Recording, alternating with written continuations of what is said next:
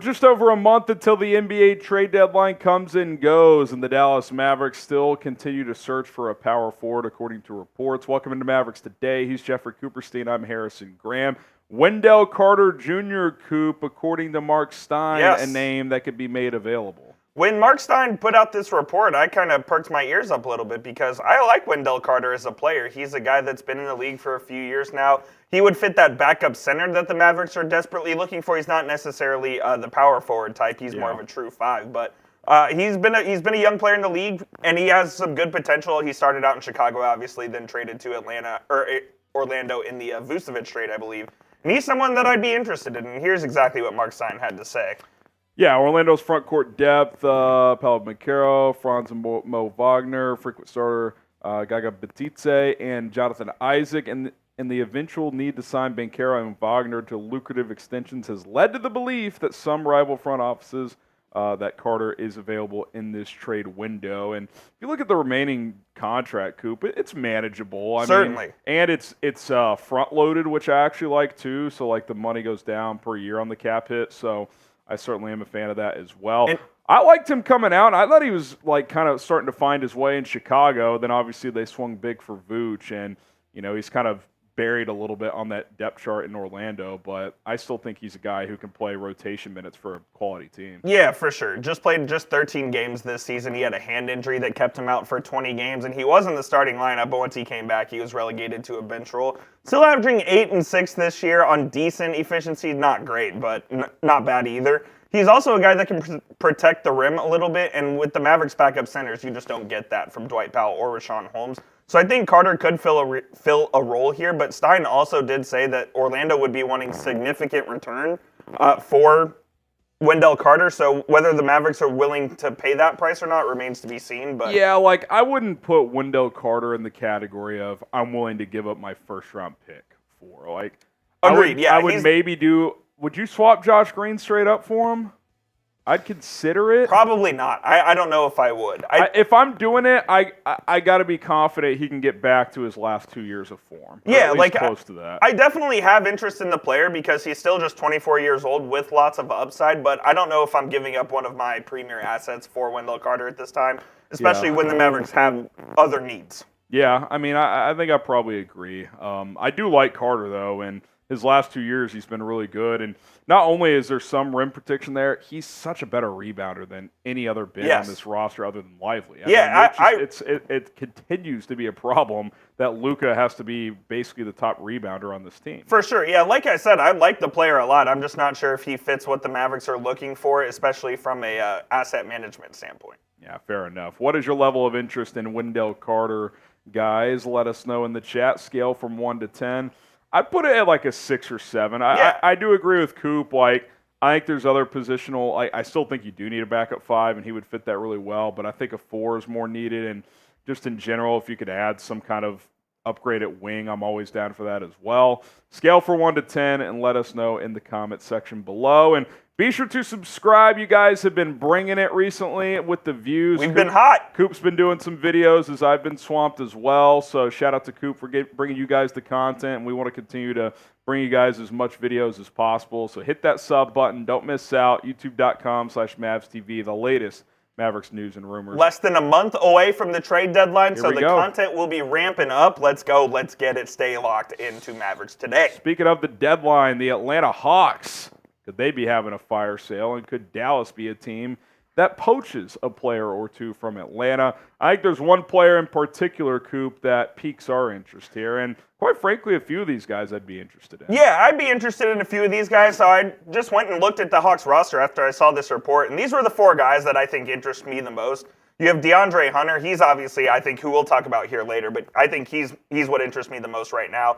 Clint Capela, who the Mavericks have been linked to forever. The interest is kind of waned there, but I still have some level of intrigue with him. And then Saddiq Bey is a guy who I really like. The Mavericks liked him coming out of the draft a couple of years ago, so he's someone to monitor. And Bogdan Bogdanovic, now that's not exactly what the Mavericks need as a scoring 2 guard, but they've always, he's also, number 1, he's Balkan, so that could be a Luka fit. Number 2, he's also still a good player at a reasonable contract, but I really did want to focus on DeAndre Hunter because I think he's the guy on this team that could help the Mavericks the most by far. Yeah, he kind of fits into that category of what I'm talking about. You get a quality wing. Like, can he give you some stretch 4 minutes? Perhaps. He's got some good length. He's really more of a 3, but with what Derrick Jones has done, I mean, he's kind of versatile enough. He can play some 4. You hope Grant Williams, could find that consistency again. But it's never a bad thing, Coop, to find long wings that can shoot absolutely. the 3 ball. So. The Mavericks could always use more of those, especially given how Grant Williams has struggled lately. I'll say Josh Green is playing better, so he's giving you something there. But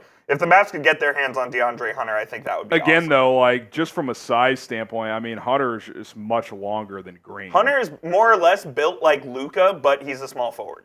Yeah, that's a great way of putting it, to be honest. Prize Picks sponsoring today's show. We greatly appreciate Prize Picks and having fun over there, too. Daily Fantasy made easy. I made some money last night during the College Football National Championship game.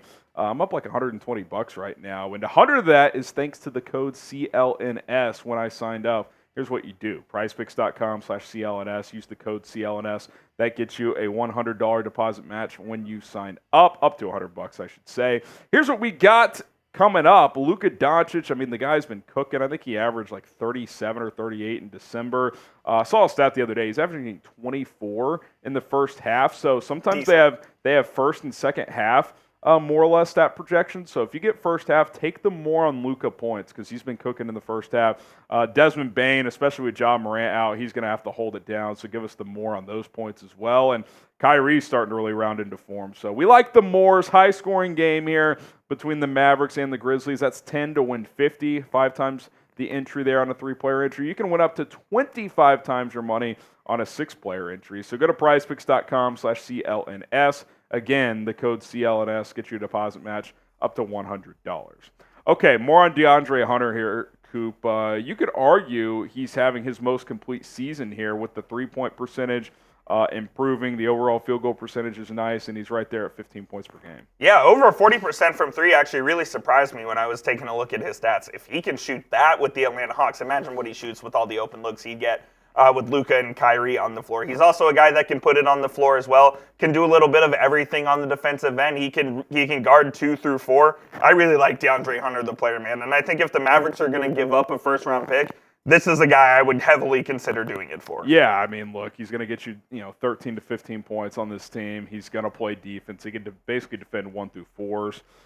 And this is and this is no shade on Dodo. This is just a better Dodo, basically. Yeah, exactly. More offensive game, similar kind of length on the defensive end and overall capability. So I would absolutely love DeAndre Hunter. So here is the trade we've cooked up. Tim Hardaway, Jaden Hardy, and protected first. And Hardaway's, I believe, 3rd time back in Atlanta this would be. But I really like this trade, and I think that it would be a lightly protected first-round pick, but I think that would be enough because that's what the Hawks are looking for at the end of the day is they want to add a few more ping-pong balls and they want to get a couple more first-round picks in their fold. So I think you would have to give up a first-round pick to part with DeAndre Hunter, and it's something I'd be willing to do as well. Yeah, I think so. I think he's an upgrade from Hardaway, and I still like Jaden Hardy and his upside, but again, you've got enough bodies there. So, I'm at the point with Jaden Hardy, I'm willing to move him to get a win-now piece, which is what DeAndre Hunter would be. So let us know what you guys think about that trade idea. All right, let's finish out the homestand strong here. You got the Grizzlies tonight. And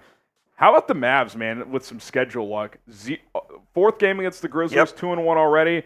Will not play Ja Morant a single time. He is now out for the year. The first 3 times you caught them during the 25-game suspension. So that's one of those things sometimes where you just have to take advantage. So you really need to win that game tonight.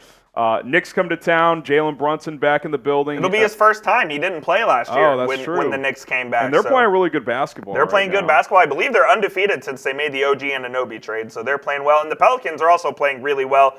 You got a little double baseball-style series here with the Pelicans at home. So if you could finish out this homestand, 5-2 would be great. If you could get 3 of these next 4 and go 6-1 on that homestand, that would be absolutely awesome. Yeah, I put tonight in again. There's almost never a literal must-win on an NBA schedule, but it's a regular season must-win. Yeah, this is as close as it gets. Again, you avoid Ja again. You can't split with the Grizzlies when you didn't play Ja Morant a single time. So you got to beat them tonight. Marcus Smart, 2 straight games of 25-plus points, so he's been playing well for the Grizzlies. It's not going to be a walk in the park by any means, but the Mavericks should take care of business. Yeah, it should be a lot of fun. So go check that out. We'll have you covered on everything surrounding this team. And hey, Maybe they go 7-0. If you want to see that happen, hit the like button. If they finish this homestand 7-0, they're going to be the hottest team in the NBA. Let's go. Like this video, and we'll see you guys soon here on Mavericks Today.